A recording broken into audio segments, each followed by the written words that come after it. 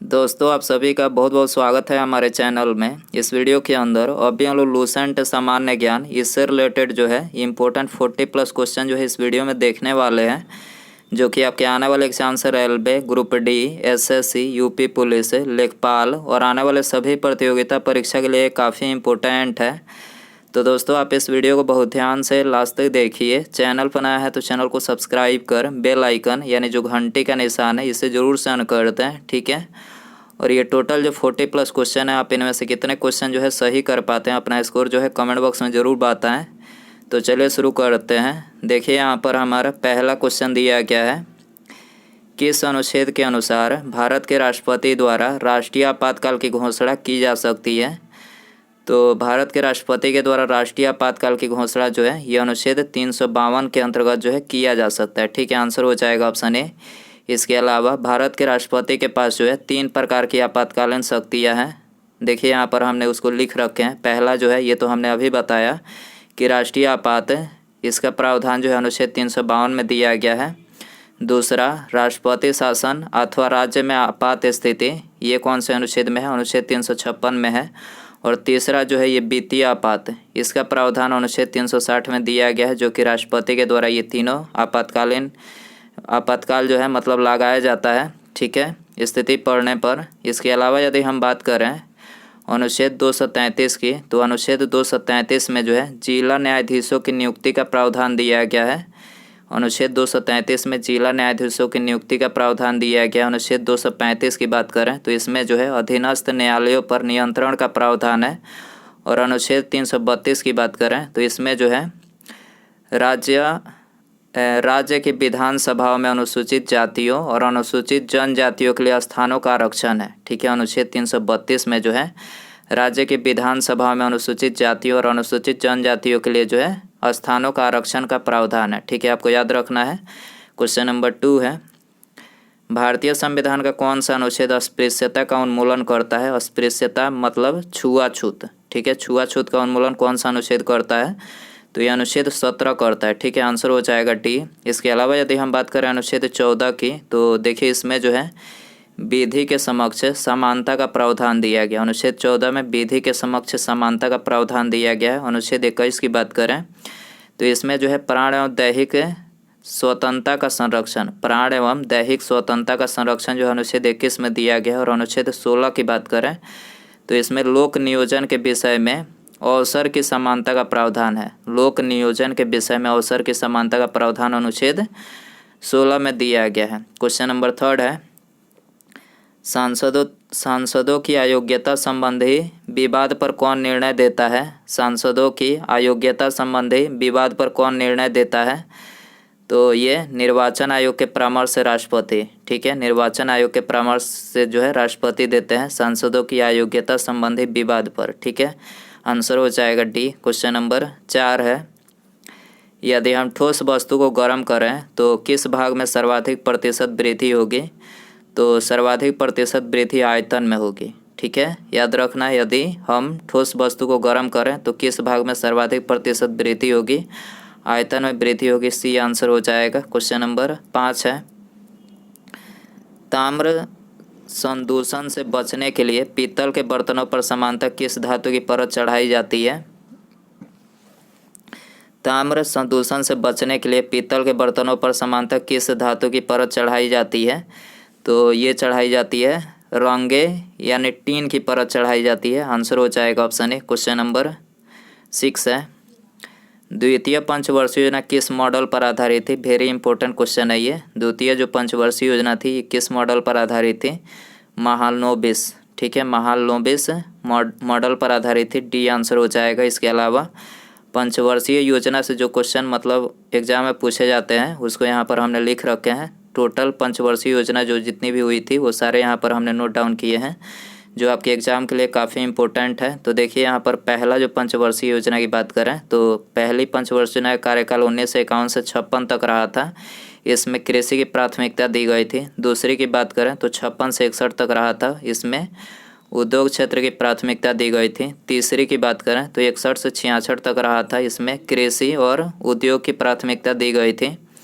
चौथी पंचवर्षीय योजना की बात करें तो इसमें 1969 से 74 तक जो है इसका कार्यकाल था। इसमें न्याय के साथ गरीबी के विकास को हटाया गया। ठीक है, इसमें चौथी पंचवर्षीय योजना में। पाँचवीं की बात करें तो 1974 से 1979 तक था। इसमें गरीबी और आत्मनिर्भरता को हटाया गया। छठवीं पंचवर्षीय योजना की बात करें तो 1980 से 85 तक जो है इसका कार्यकाल था। इसमें पाँचवीं योजना के रूप में ही इसे जोड़ दिया गया था छठवीं में। ठीक है, तो इसमें कुछ ज़्यादा चेंज नहीं हुआ। इसमें पाँचवीं जो थी इसको पूरी तरह से इसमें ख़त्म नहीं हुआ, तो छठवां में भी वही किया गया। ठीक है, सातवीं की बात करें तो सातवीं जो थी इसका कार्यकाल 1985 से 90 तक था। इसमें फूड प्रोडक्शन रोजगार उत्पादकता का प्रावधान मतलब इसमें जोर दिया गया। आठवीं पंचवर्षीय योजना इसमें इसका कार्यकाल 1992 से 97 तक था। इसमें रोजगार सृजन जनसंख्या का नियंत्रण जो है इसमें किया गया। नौवीं की बात करें तो 97 से 2002 तक रहा था। इसमें 7% की विकास दर का लक्ष्य रखा गया था। 10वीं की बात करें तो 2002 से 7 तक ये रहा था। ठीक है, इसमें स्वरोजगार और साधनों का विकास किया गया। स्वरोजगार एवं साधनों का विकास किया गया। 11वीं की बात करें 2007 से 12 तक रहा था। व्यापक और तेज़ी से विकास हुआ। इसमें व्यापक और तेज़ी से विकास 11वीं में हुआ। 12वीं की बात करें तो 12वीं जो पंचवर्षीय योजना थी इसका कार्यकाल 12 से 2017 तक जो मतलब ये चला था। इसमें स्वास्थ्य शिक्षा और स्वच्छता समग्र विकास का जो है इसमें सुधार किया गया। याद रखना, ये यहाँ से क्वेश्चन डेफिनेटली एग्जाम में पूछे जाते हैं, तो आपको ये याद रखना है। अगला क्वेश्चन देखते हैं। 7वां नंबर क्वेश्चन है, भारत में विदेशी विनिमय का रख रखाव किसके द्वारा किया जाता है? भारत में विदेशी विनिमय का रख रखाव किसके द्वारा किया जाता है? तो भारतीय रिजर्व बैंक के द्वारा किया जाता है। ठीक है, करेक्ट आंसर ये हो जाएगा। क्वेश्चन नंबर 8 है, लोकसभा में आंग्ल भारतीय समुदाय से सदस्य मनोनीत करने की शक्ति किसके पास है? तो किसके पास है? राष्ट्रपति के पास है। भारत के राष्ट्रपति के पास है। आंसर हो जाएगा बी। क्वेश्चन नंबर 9 है, दुग्ध प्रोटीन को पचाने वाला एंजाइम कौन सा है? दुग्ध प्रोटीन को पचाने वाला एंजाइम कौन सा है? रेनिन है। ठीक है, सी आंसर हो जाएगा। क्वेश्चन नंबर 10 है, जल में वायु का बुलबुला जिसकी भांति व्यवहार करेगा वह है? जल में वायु का बुलबुला मतलब किस तरह से व्यवहार करता है? तो अवतल लेंस की तरह जो है यह व्यवहार करता है। ठीक है, आंसर हो जाएगा डी। क्वेश्चन नंबर 11 है, प्रकाश विकिरणों की प्रकृति होती है? प्रकाश विकिरणों की प्रकृति होती है तो ये होती है तरंग एवं कण दोनों पर समान। ठीक है, तरंग एवं कण दोनों पर जो है समान होती है। ठीक है, आंसर हो जाएगा सी। क्वेश्चन नंबर 12 है, निम्नलिखित गैस मिश्रण में से कौन सा गैस वेल्डिंग के लिए प्रयुक्त किया जाता है? तो वेल्डिंग के लिए कौन सा गैस प्रयुक्त किया जाता है? ऑक्सीजन तथा एसिटिलीन। ठीक है, ऑक्सीजन तथा एसिटिलीन जो गैस है ये वेल्डिंग के लिए जो है प्रयुक्त किया जाता है। आंसर हो जाएगा बी। दोस्तों, यदि आपको वीडियो पसंद आ रहा है तो प्लीज़ वीडियो को लाइक ज़रूर कर दें। ठीक है, और अपने दोस्तों में शेयर कर दें।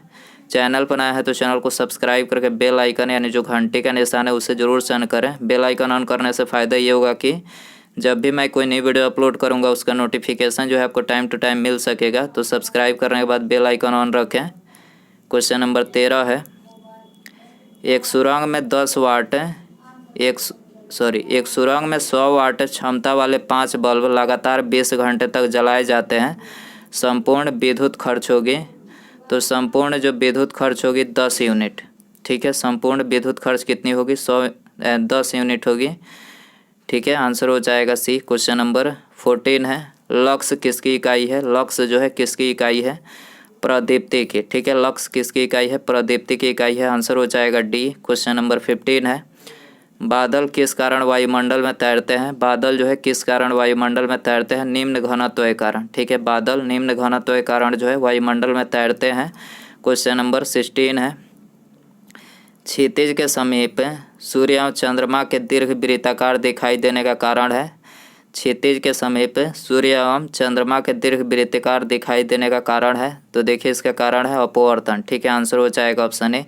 क्वेश्चन नंबर 17 है, निम्न में से किस में कोशिका में अच्छी तरह से व्यवस्थित न्यूक्लियस नहीं पाया जाता है?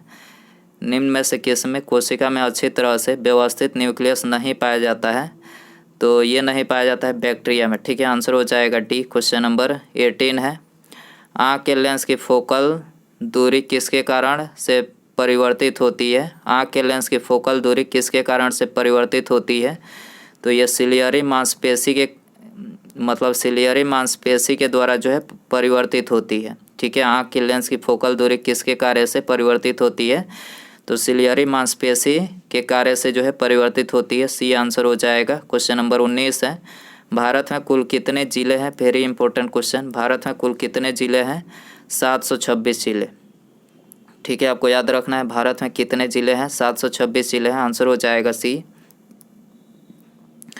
क्वेश्चन नंबर 20 है, छीली हुई सब्जियों को धोने से कौन सा विटामिन निकल जाता है? छीली हुई जो सब्जियां होती है उसको धोने से कौन सा विटामिन निकल जाता है?